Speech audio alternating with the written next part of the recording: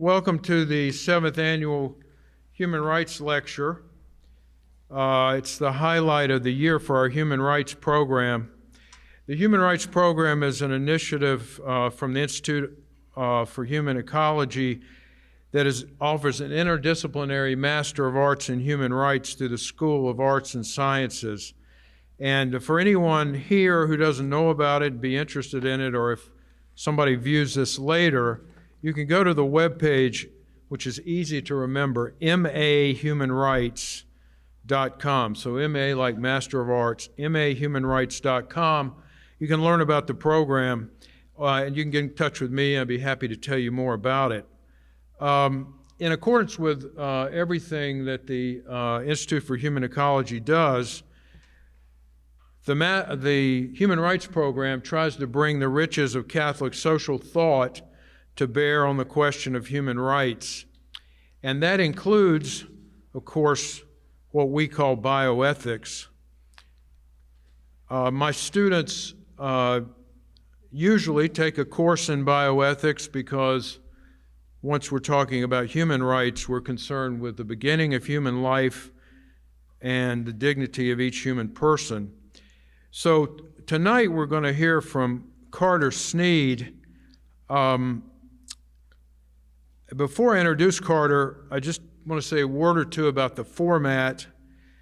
So he will speak for about half an hour, then he'll take questions, but unfortunately for us, he has to leave right at 7:30. So we're going to get started. We should have 20 minutes for questions. And then there's a reception afterwards, which some of you have already begun, and you're welcome to. I'm kind of hungry myself. So let me introduce Carter. He is the Charles E. Rice Professor of Law and concurrent Professor of Political Science at the University of Notre Dame, where, as many of you know, for 12 years he was director of the De Nicholas Center for Ethics and Culture.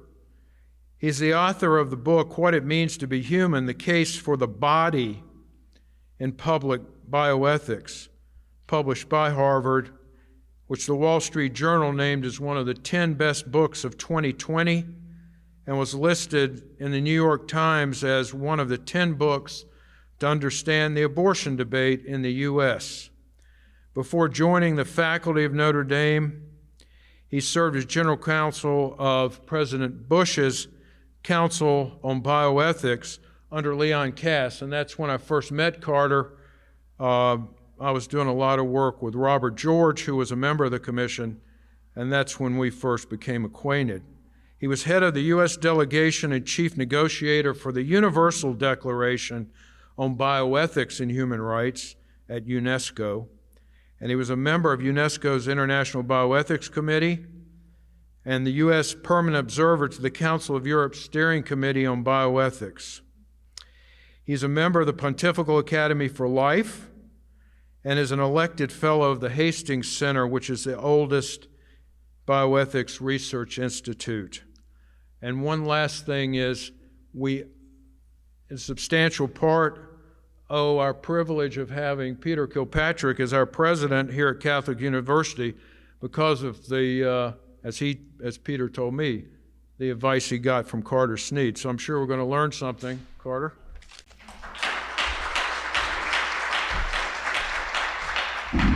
Thank you so much, Bill. It's a real honor to be this year's Human Rights Lecturer, and I have to tell you, Catholic University is such an extraordinary place. I have a real soft spot in my heart for Catholic U. I was an adjunct professor here while I was working at the President's Council on Bioethics at the law school. My wife did doctoral studies here in philosophy, and of course, people that I love work here, Peter Kilpatrick, Joe Capizzi, Russ Hittinger, and others. And you all, you don't understand how lucky you are to have Bill Saunders running your master's program in human rights. There's no one who has had more on-the-ground experience in country, out of country, in intergovernmental bodies, who knows more about human rights and knows more about the Catholic tradition and how those two interlock than Bill Saunders. So you guys are incredibly lucky to have Bill. So I'm really grateful for the invitation that Bill extended to me to give this lecture this evening. And like Bill said, I think of bioethics and human rights as deeply inextricably intertwined, especially as the issue plays out in a public space in intergovernmental bodies like the United Nations, UNESCO, Council of Europe, and Latin American intergovernmental bodies like the OAS and elsewhere. Invariably, these neuralgic bioethical questions emerge in these fora and are debated and discussed, and very important decisions are taken on these matters. And so tonight, what I would like to do is to talk a little bit or make a proposal to you about what I think is the richest and deepest point of entry into these public questions that play out in these intergovernmental spaces. How to think about the vital human rights conflicts of public bioethics concerning especially the boundaries of humanity and what we owe to one another. The question of who counts, who's inside the moral, legal, ontological community, who's outside, who gets to decide according to what criteria, and the questions that come up, and how to think about those questions most deeply, and to sort of get back to first principles, and how to frame our inquiry and our discussion together on these matters. And the claims of the talk emerge from the arguments of the book that Bill mentioned. There's a methodological claim, and there's a kind of substantive claim that emerges from applying that methodology to concrete questions as they arise. The methodological claim is that the richest and most potent method of understanding the public discourse concerning human rights and bioethics is through what I call an inductive anthropological inquiry. And there's nothing highfalutin or technical about that. It sounds like it is, which is a failure of my language. But when I describe to you what I mean, it'll become immediately apparent. The method it's inductive in the sense that you take the law and policy under discussion as you find it. You don't apply principles deductively to it. You'd say, what's the law under discussion? What is the treaty? What is the declaration? What is the instrument? What is the matter before whatever intergovernmental court? And you ask the question, what is the vision of the human person and human flourishing that underwrites, undergirds, and anchors the law and policy at issue? And that's why it's an anthropological question. It's a question in the sort of original sense of anthropology, not in the sense of the academic sense, but rather an account of what it means to be and flourish as a human being. And that becomes the measuring stick to evaluate how our reasoning and our discussion and our conclusions in this space, ultimately by the metric of the correct or incorrect anthropological claims that lie at the root of the discussion itself.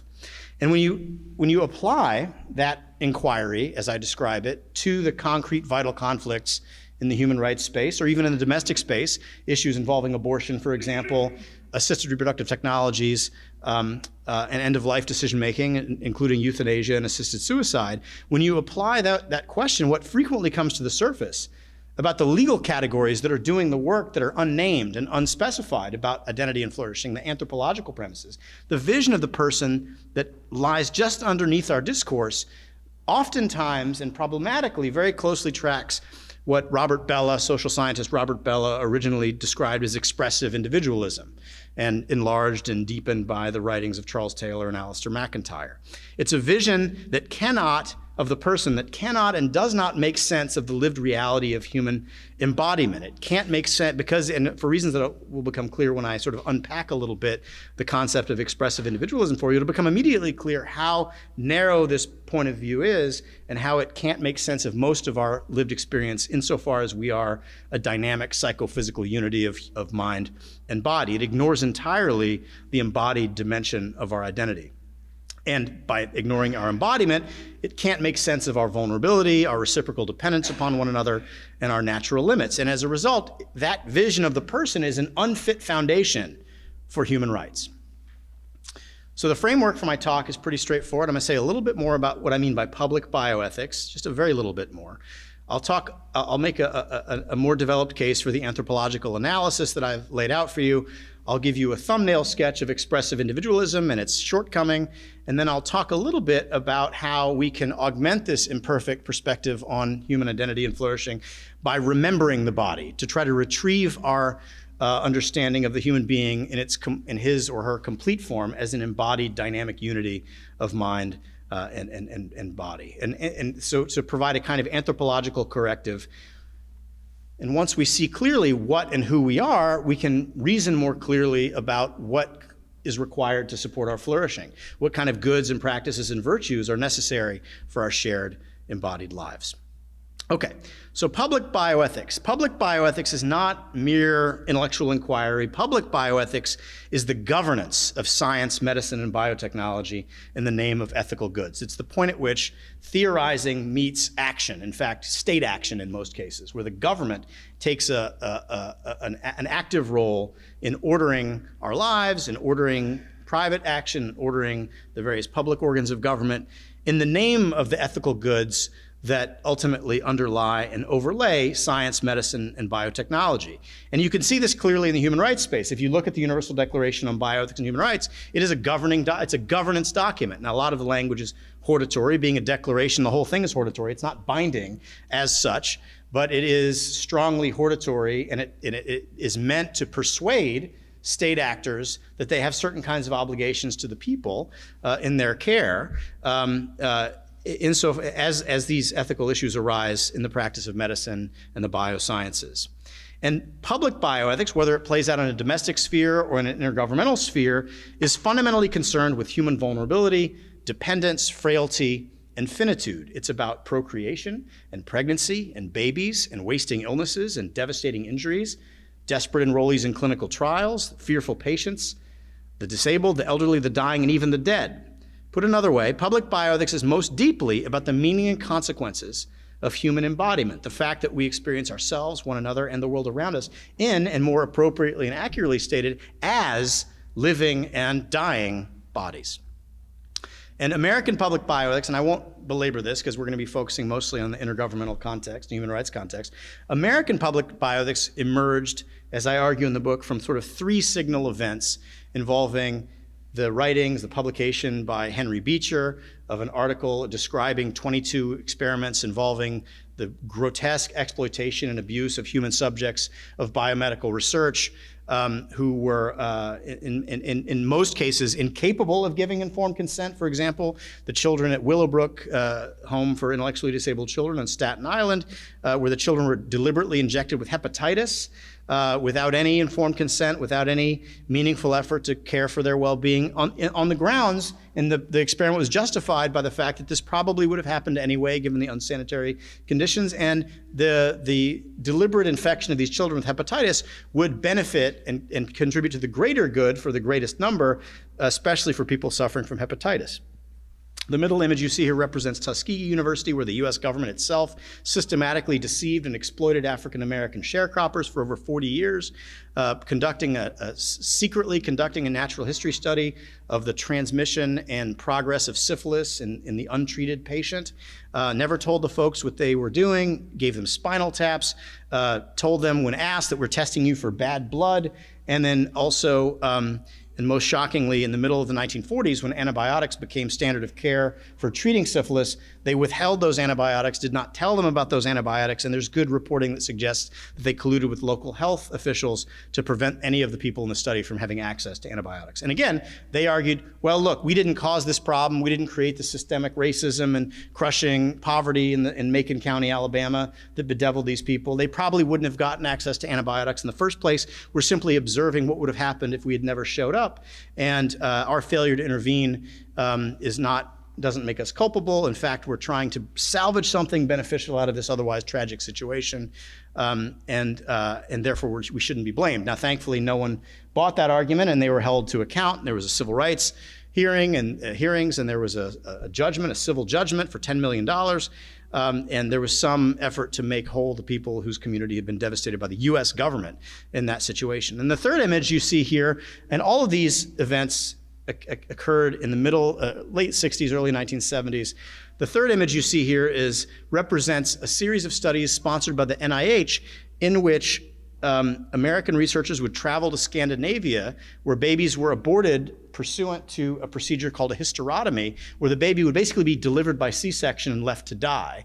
The baby would be delivered intact, and these researchers thought, what a great opportunity to go and do experimentation on a whole intact living newborn who had survived an abortion but who is imminently dying, whose death we didn't cause because we didn't procure the abortion. The abortion occurred not for the sake of the research project, but we're coming in at the end. But in their research protocols, what these researchers would do, is they would extend the lives of these newborn babies for hours in some cases and inflict all sorts of additional suffering on them by injecting them with radio-labeled microspheres or testing out surgical equipment and terrible, shocking things to these newborns. But again, they defended it on the grounds that we didn't create this tragic circumstance. We didn't abort them in the first instance. We're simply trying to salvage something out of a tragic situation. Now you'll notice, by the way, and I don't mean to be too provocative in suggesting this, but it is notable that the argument that we didn't cause this and we're simply trying to salvage something beneficial from an otherwise tragic situation, A, is not true, because these researchers came in all three cases and exploited these people who were suffering further for the sake and benefit of their own ends. So they made the object of these people's suffering part of their own design and part of their own work, and they took it, and so they exploited them a second time. They were already exploited by the background conditions and tragedies, and then these researchers came in and used that as a license to do it again because they were vulnerable in a particular sort of way. And it's structurally the identical argument, by the way, that the Nazi doctors made at Nuremberg when they were being prosecuted for horrible crimes against humanity, and their response was, we didn't put these folks in concentration camps. They were going to die anyway. We were just trying to salvage something useful and valuable out of an otherwise tragic situation. So it's structurally, the argument is identical, and the argument has played out over time in public bioethics, both in domestic spheres and intergovernmental spheres ever since. So public bioethics is characterized by government reaction to scandal in many instances, and that's precisely what happened in response to these three scandals that I've just sketched out for you. There were congressional hearings, there was a passage of a statute, the statute empowered certain kinds of agencies, created a National Bioethics Commission, and the whole purpose of this was to try to remedy or to address a problem in a post hoc way, usually by seeking refuge in the doctrine of autonomy and informed consent. But as you could tell from my description of what happened in these cases, informed consent is not a suitable tool to protect intellectually disabled children, unborn babies newborn babies who were just aborted and imminently dying, or people who are suffering from abject poverty, crushing racism, and all that goes with that. It's not simply empowering the unencumbered self to make free choices that is what these vulnerable people needed. What they needed was someone to protect them. And so seeking refuge and autonomy, even though it's attractive because it seems like a neutral good, we can let everybody kind of make up their own mind and do private ordering to get around whatever the problem is, it actually doesn't make sense in instances where you're dealing with people who are so vulnerable precisely because of defects in their body or in their circumstances. And so issues in public bioethics, ever since its inception, both here and abroad, include a wide array of issues, and the issues that I take up in the book are abortion, assisted reproductive technologies, and end-of-life decision-making, specifically the laws in those spaces, interrogating what the legal premises are about human identity and human flourishing, not about what the individuals involved premises are. In fact, the problem here is a radical disconnect between what the law assumes people are and what they need. For example, imagining the children of Willowbrook needed more informed consent because you're envisioning an idealized autonomous self as the principal subject that needs help, versus the reality of what they needed was just someone to protect them from doctors who were trying to exploit them. Okay, so the asymmetry between what the law thinks we are and what we need, and what we actually are and what we need, is the root of the problem that I identify in the book. Now, why is it that anthropology, understood in the way that I'm describing, has anything at all to do with law and bioethics, especially in the human rights space? And the answer is, human rights law, as all law, is about and for the protection and flourishing of persons. That is most clearly stated what law is. It is the purpose of law is to protect and or promote the flourishing of persons. That's what law does, that's what its point is. And therefore, because that's what it is and what it does, it unavoidably rests upon what are usually undeclared conceptions of human identity. Yes, people disagree strongly in a pluralistic society about what a person is and what human flourishing is. No question about it. But there's no avoiding embracing a presupposition about that question if you're going to build law. Because what law is meant to do is to protect and promote the flourishing of persons, and therefore you have to, it's unavoidable that you have to at least have a provisional understanding of what and who persons are. And that makes the anthropological analysis the deepest and richest form of legal analysis in this particular space. So, expressive individualism is deeply problematic because it is an imperfect, incomplete, not entirely false, but incomplete understanding of what and who the person is. It conceives of persons, and I'm summarizing and truncating for the sake of time, but it conceives of persons as an isolated, unencumbered, atomized individual self. That is, the fundamental unit of human reality is the individual, shorn of any constitutive attachment to family or tradition or religion or civilization. It's an abstraction. It's an abstraction that doesn't really exist in the real world, but it's an abstracted vision of the atomized individual self who is defined entirely by his or her will, by his or her capacity to choose.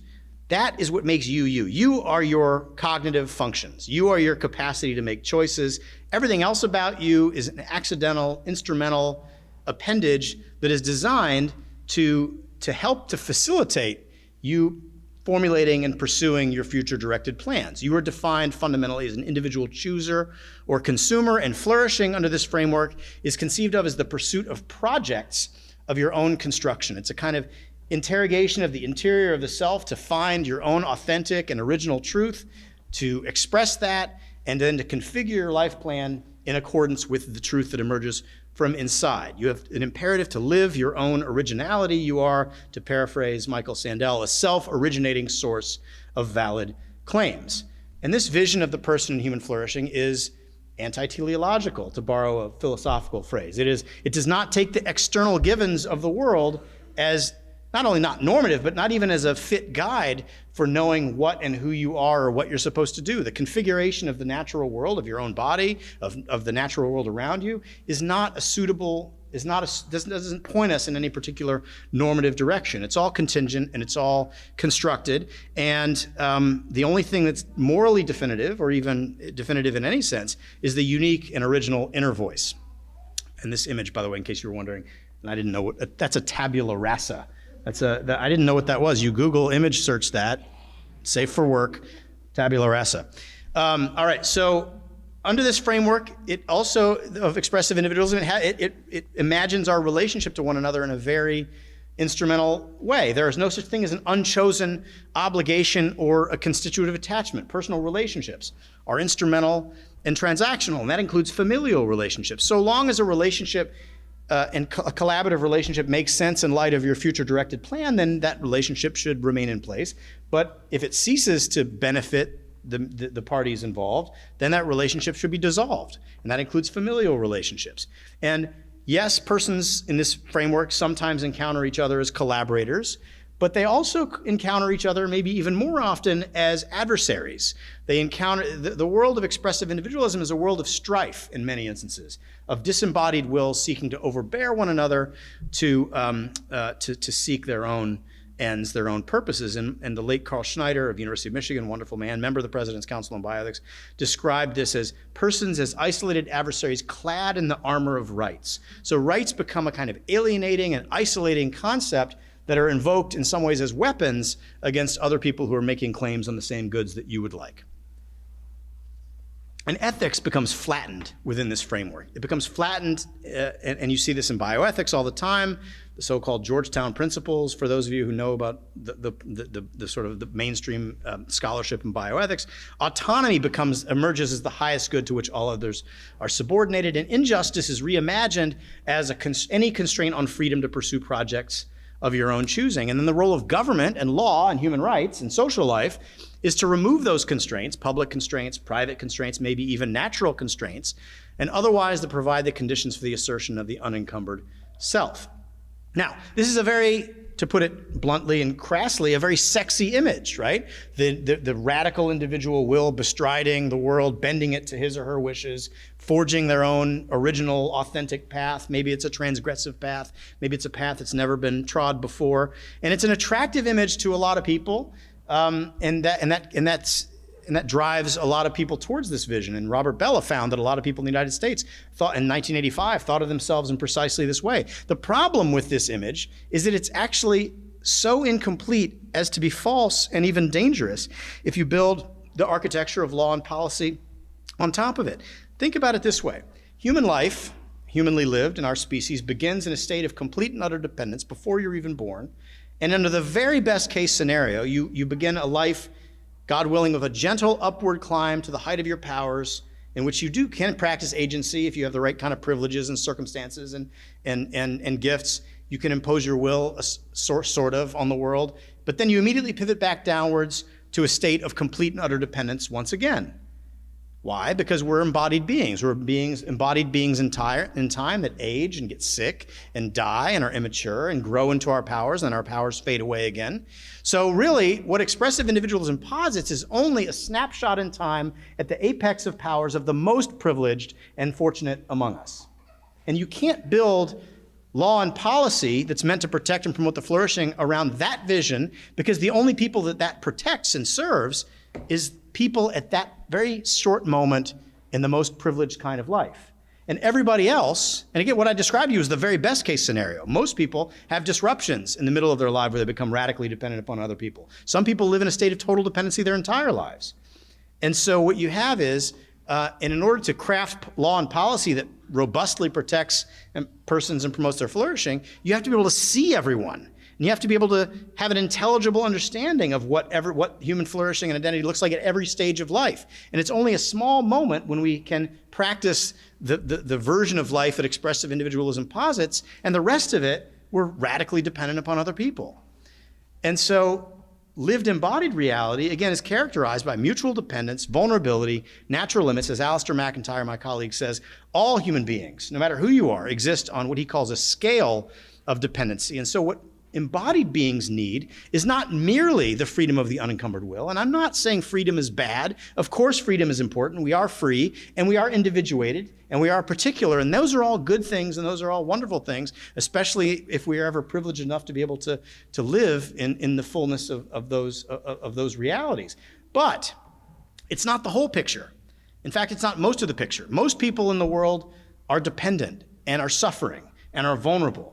And they have claims on us just in the same that we don't choose.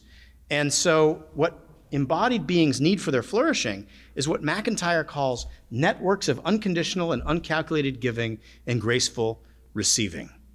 These networks that he describes that are made up of persons who make the good of others their own good without counting the cost. That's the only way anyone in this room is here today, because in a state of profound vulnerability, someone else, probably your parents, made your good their good without counting the cost.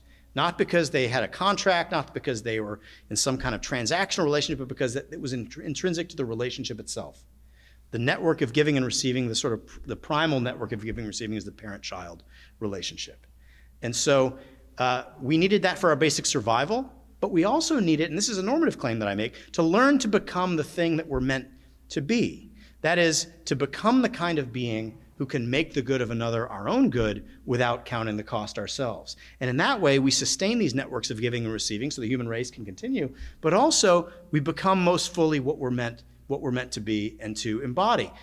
And in this way, reflection on embodiment and what it means for our identity and flourishing leads us to the conclusion, I think, that human beings are made for love and friendship. And we stand in a particular kind of relationship to one another by virtue of our embodied being. And expressive individualism misses all this. It can't recognize the unchosen claims of the weak. It can't even make sense of the parent-child relationship. In fact, it can't even make sense of what children are. Children are something like little adults, and that's why, which is, as anyone who's a parent or knows children understand, is simply a category mistake. And it results in the erosion of familial and social ties as a death-haunting existence. As Solzhenitsyn says, if you are the center point of the entire universe, your death amounts to the destruction of the universe in one stroke, and that is a very frightening place to be. And so what we need to do is we need to remember the body, and we need to reflect on and practice the goods and virtues and pursue the goods and virtues that are necessary for embodied life, for those virtues that help us to create and shore up these networks of uncalculated giving and graceful receiving.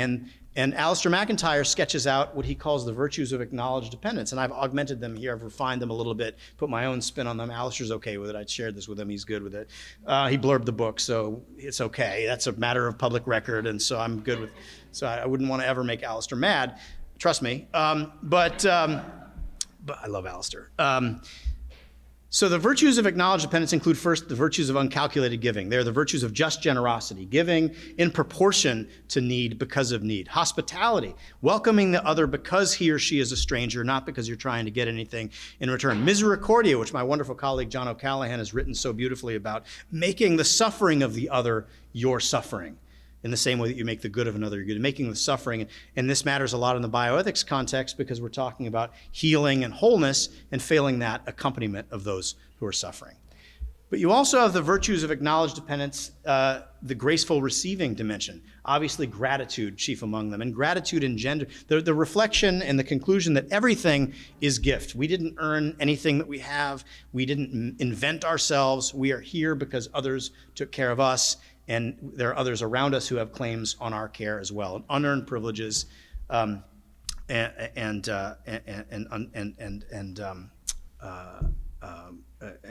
claims that must be met by all of us. So, and that sort of sense of gratitude, and that it engenders a sense of humility, an ethic of giftedness. It leads us to what Protestant theologian William May called openness to the unbidden and tolerance of imperfection, which matters an awful lot in the context of bioethics, especially as it touches and concerns the beginnings of life and the ends of life. It engenders a sense of solidarity among people in our mutual vulnerability. Dignity, the respect for the intrinsic equal dignity of every human being from conception to natural death. The good of truthfulness, all these virtues of giving and receiving can be understood under the aegis of friendship most richly understood. And the practices of these virtues are those practices that take you outside of yourself and draw your gaze up from your own interior concerns and ideas to hear the cry of the poor and the vulnerable and the weak and the suffering and the innocent. And if you think about, and what I've said so far has been pretty abstract, but if you think about it through the lens of the concrete cases that arise in this human rights space or in the domestic space, abortion, assisted reproduction, end-of-life decision-making, you see immediately how you would reimagine these disputes. Through the lens of expressive individualism, the question of abortion is the question of two strangers, a woman and an intruding stranger in her womb fighting over scarce resources. And so it's not surprising that the clash of those two selves, seeking in a sort of a locked in a zero-sum conflict, that the response of those who embrace the presuppositions about who and what are involved in that context regard the solution as licensing one party to use violence against the other, to repel the intruding stranger, to get the intruding stranger away from the scarce resources that the stranger is seeking to impose upon the bodily resources of the woman as well as her future. But if you think about the question of abortion through the lens of an anthropology of embodiment, you don't see two strangers fighting over scarce resources, one of whom is a person and one of whom is not. In fact, the very concept of personhood is largely driven from the concepts of expressive individualism. What you see is a mother and her child. You see a kind of unified dynamic of mother and child. You see the relationship through the lens of the relationship of mother and child, a biological relationship, a moral relationship, a cultural relationship. And you reimagine this as a crisis involving a mother and a child. And if I were to say to you right now, not there's a person trying to steal something from another person that rightly belongs to person A, but there's a crisis involving a mother and a child, what we would do is not say who has license to use violence against the other. We'd say, how do we help them? Let's drop what we're doing right now. Any decent person, any decent society would say, stop what we're doing and go help the mother and the child because they're in distress. And so even reframing it through an ethics of embodiment, an anthropology of embodiment, changes our entire assessment and diagnosis of the problem and points us in much more humane solutions. And the same thing is true in the context of assisted reproductive technologies. Instead of thinking about it as individuals seeking to impose their unencumbered will, or as Jerry Shatton said, he was a scientist, a reproductive endocrinologist from University of Pittsburgh, who testified in front of the President's Council on Bioethics, and we asked him 6 weeks in advance to tell us what's the purpose of genetic screening in IVF. Tell us what the purpose is.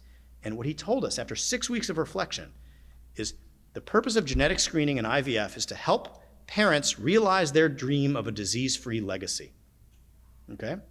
That is not a vision of parenthood, right? To be a parent implies a relationship or a yearn-for relationship with a child. There's no such thing as a parent without a child. The paradigm for assisted reproduction has to be the paradigm of parenthood, and you have to think about the child through the paradigm of gift. As Leon Kass used to say, that a child, a newborn, is a mysterious stranger that needs to be loved and welcomed unconditionally.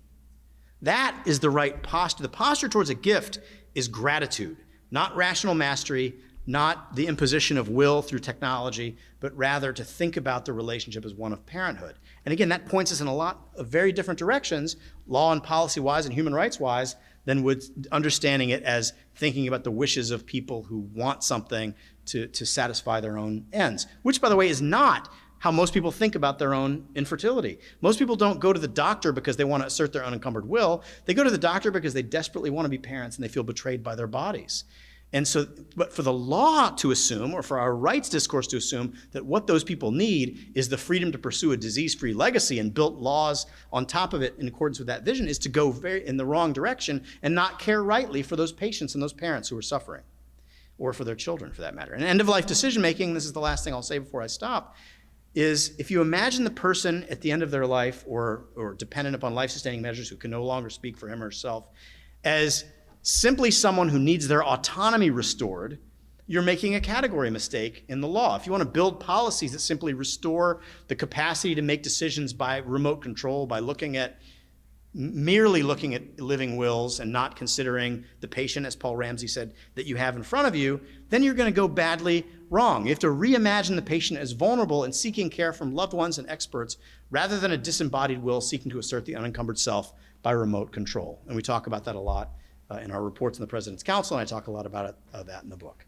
So the fundamental question for human rights discourse, and I'll conclude with this, is how do our laws and policies create, support, and sustain networks of giving and receiving on which embodied human life depends? That's how we know if we're succeeding or failing. Who are we leaving behind? How do the most vulnerable fare? And do these policies enlarge or shrink the boundaries of the human community and human concern?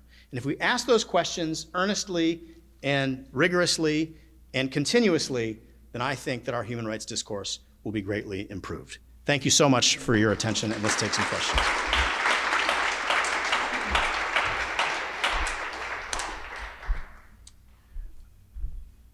Do we have microphones, or we're just going to? Yeah, we do. Okay.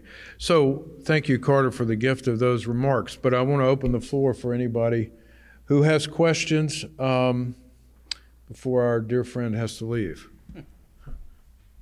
Any? I'm sure there are. Yeah.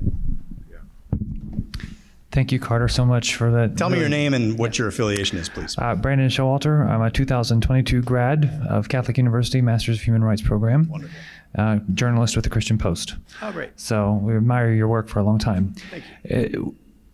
With respect to helping the general public understand who we are as persons, it certainly seems that popular culture and mass media furthers this notion of becoming who you are in this very expressive of an individualist lens. Mm-hmm. And so the challenge not only for human rights law and discourse of reclaiming personhood for these really solid anthropological foundations that you've established, what have you found effective in terms of persuading people that we as Christians have something much more humane and palatable to offer than the expressive individualists that now reign in high places everywhere?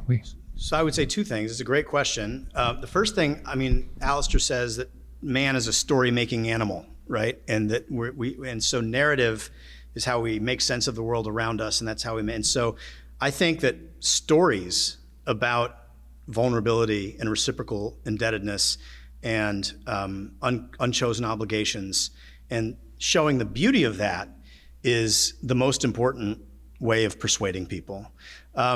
And I think even more so on neuralgic questions that come up in the culture war context, abortion, embryo research, assisted reproduction, et cetera.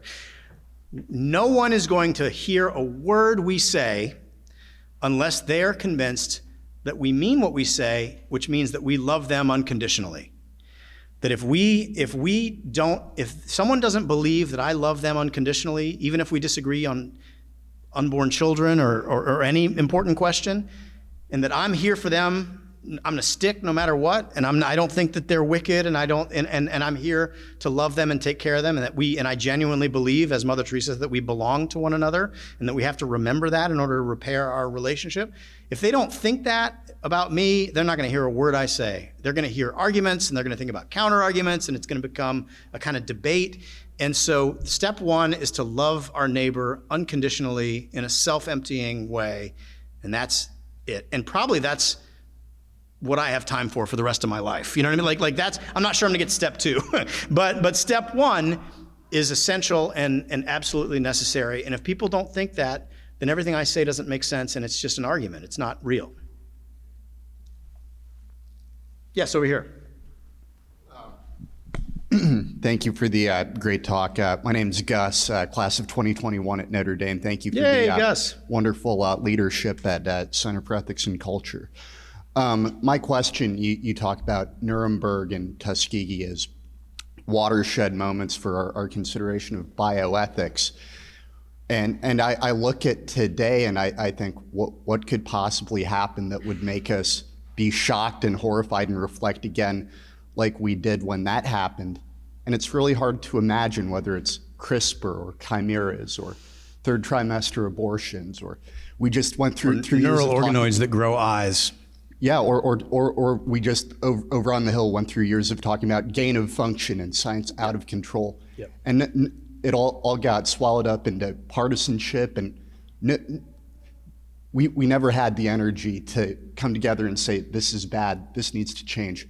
What will it take before the American left, and frankly large parts of the American right, re-examine the knee-jerk bio-libertarianism on these questions?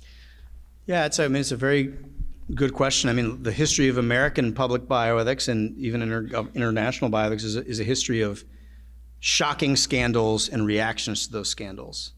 So if history is a guide, it's going to take something shocking and the difficulty is it's hard to break through. I mean, there are shocking things happening right now as we speak. There are abortions of children because they have a disability. There are abortions of children because they are the wrong sex, because they're little girls, frankly, is what happens. I mean, these things should be shocking to the popular conscience, and they are reframed in a partisan way and so in a tribal way. And so our political discourse is so toxic and unhealthy, we can't have these conversations. And so I'm sort of back to my first point, which is to say, I don't know how we get out of this. I don't have a solution to it. If I did, I would probably be doing more than what I'm doing right now. But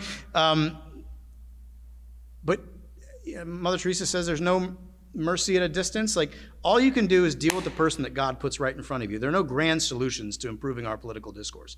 It starts with how you talk to your neighbor.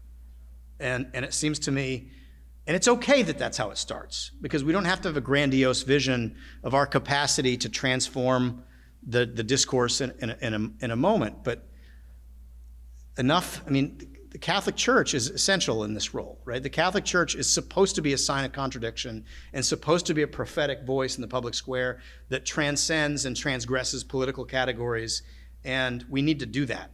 We need to be a prophetic voice. We need to say, you know what? We invented the hospital. It wouldn't be as triumphalistic as this in this community. I feel like it's okay to be this way, but like, we invented the hospital. We take care of poor people. We educate the uneducated. This is what we do, and we're here to help, and we're here to help because we believe the person in front of us is made in the image and likeness of God, and we're going to treat them the way we treat Jesus. And eventually, that has to transform the culture, at least some. But I don't have a solution to your very difficult and important question.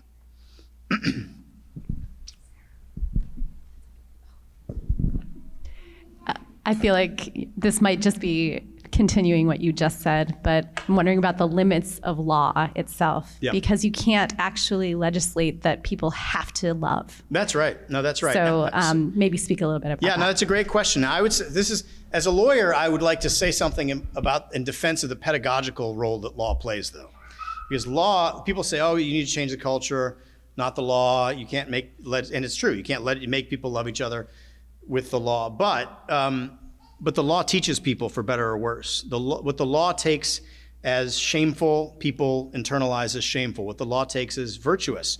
The law, or what's neutral and simply appropriately settled by private ordering. The law is incredibly fine-grained as a tool to signal important moral messages, not just binary criminal prohibition or permission. It is a broad spectrum. We see this in the bioethics context. Federal funding signals this is something really good and important, and it's so good and important that we're going to take your money and we're going to apply it to this particular end.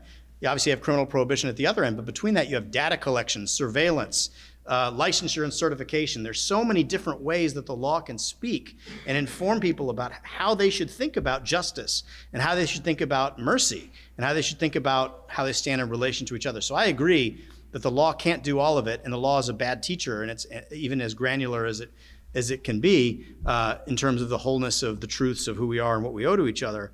But it is essential. And I will say this: in the absence of law is the poor and the vulnerable get exploited and abused and destroyed, and the law has to protect the weakest among us. And Teaching moment. If the law is silent when these people are being abused, yeah. that's teaching the society a lot. Yeah, exactly right. So I agree with you that law can't do everything, but law has to be part of the solution. Yes, ma'am.